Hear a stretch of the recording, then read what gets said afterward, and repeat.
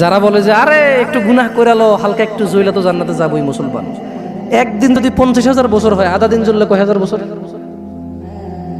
দেখি তোর কত বড় ক্ষমতা, গ্যাস লাইট জ্বালা 3 মিনিট জল, দেখি কি লাগে তোর। মিয়া, ইসলামের সিনেমা মনে করছো না? সিনেমা মনে করছো? ইসলাম সিনেমা না। ইন্না কাউলুল্লাহি হক, আল্লাহর কথা সত্য না মিথ্যা? আল্লাহর কথা সত্য না মিথ্যা? আল্লাহ বলেছে একদিনের সমান কত বছর পৃথিবীর? কয় বছর?